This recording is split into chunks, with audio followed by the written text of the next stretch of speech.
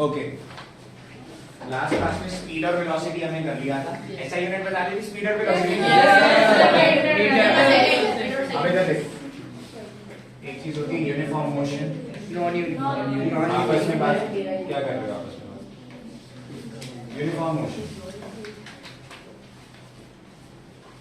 Uniform motion क्या होता है? When equal distances are covered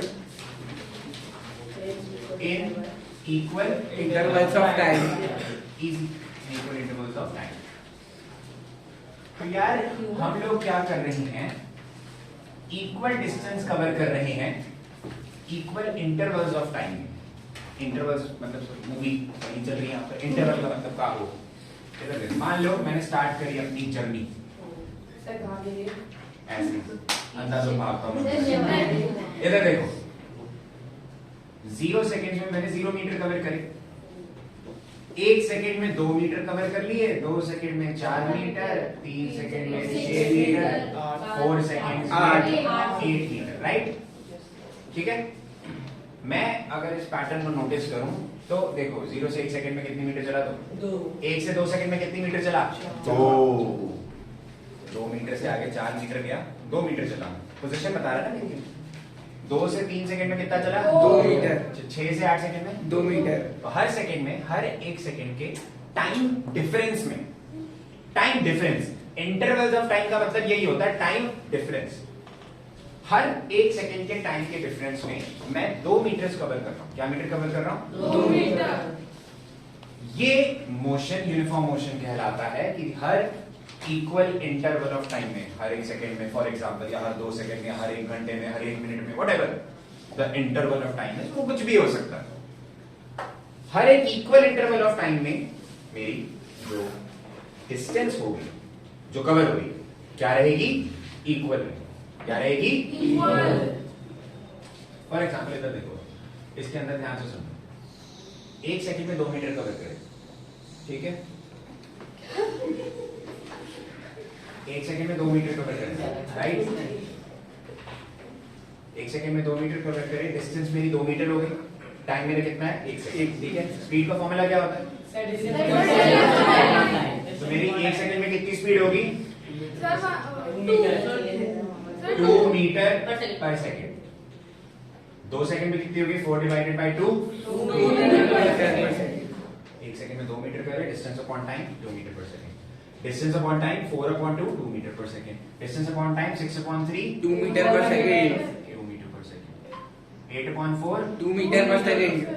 तो ध्यान से अगर तुम देखोगे यूनिफॉर्म मोशन के अंदर ये स्पीड जो है मेरी, हर 1 सेकेंड, हर एक पॉइंट ऑफ टाइम पर मेरी स्पीड क्या है? कांस्टेंट। स्पीड क्या है? कांस्टेंट। तो ये होता है यूनिफॉर्म मोशन के अंदर, हम बोलते हैं speed and velocity remain constant. दोनों क्या रहती हैं? कांस्टेंट। दोनों का मैग्नीट्यूड और दोनों की वैल्यू कांस्टेंट रहती है हमेशा। Any doubt? क्लियर है सबको? Yes sir. नेक्स्ट एक लिखवा रहा हूं लाइन, बाद में पढ़ेंगे, इसका मतलब समझेंगे बाद में। इसमें एक्सेलरेशन जो होती है, एक्सेलरेशन इज 0। यूनिफॉर्म मोशन में कोई एक्सेलरेशन नहीं होती। What is acceleration sir? पढ़ेंगे, बताऊंगा क्या होता है, टेंशन ना लो, तब समझ आ जाएगा। बट एक ही बात में लिखवा देता हूँ सारे पॉइंट, क्या फर्क पड़ता है? एक्सेलरेशन 0 होती है। इसमें क्या होती है एक्सेलरेशन? मैं नहीं बता रहा, मेरा मत नहीं कर रहा। अच्छा, यहाँ पे कोई दिक्कत? फिर आता है non uniform motion. Non uniform motion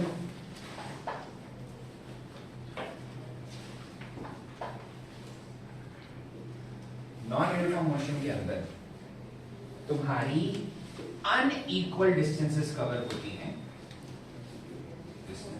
Are covered in equal intervals of time. Time interval equal रखनी पड़ेगी। Equal intervals of time. बोला ना हमने, फ्रेम ऑफ रेफरेंस फिक्स रहता है। Yes sir. मोशन को ऑब्जर्व करने टाइम भी तो कांस्टेंट रखना पड़ेगा, कुछ तो चीज कांस्टेंट रखनी पड़ेगी तुम, तभी तुम मोशन को आराम से देख सकते हो, आराम से ऑब्जर्व कर सकते हो।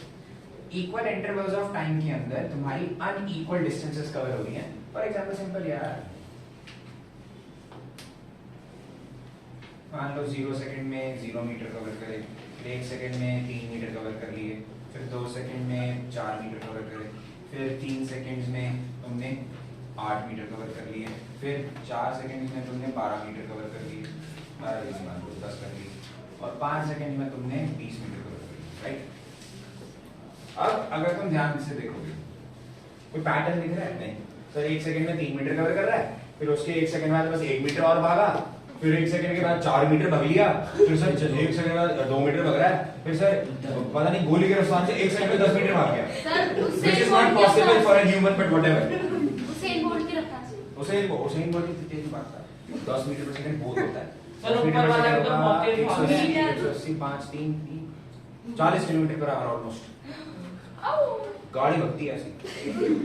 अच्छा इधर देखो, अगर इस केस में हम स्पीड निकालें, अलग अलग टाइम पर स्पीड निकालें सर, यहाँ पर 1 सेकंड में कितनी स्पीड थी? 3/1 3 मीटर पर सेकंड। 2 सेकंड में कितनी थी? 4/2 मीटर पर सेकंड। 3 सेकंड बाद थी 8/3 2.67 मीटर पर सेकंड। 10 में 4 सेकंड में 10 मीटर भागा 2.5 मीटर पर सेकंड।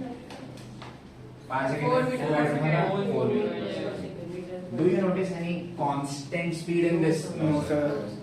हर 1 सेकंड बाद तुम्हारी स्पीड चेंज हो रही है, राइट?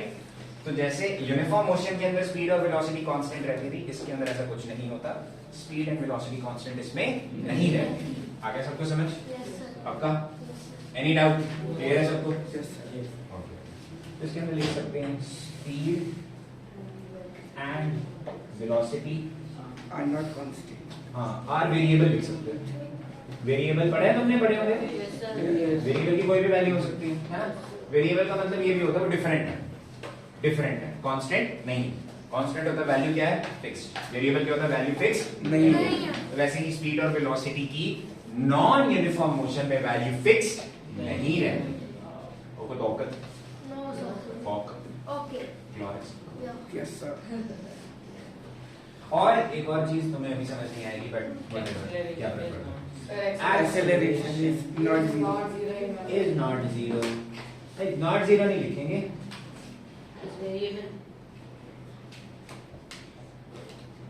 जीरो ही हो सकती है कभी ना कभी पॉइंट पे। हम लिख सकते हैं हाँ, acceleration is variable. Sir can be zero.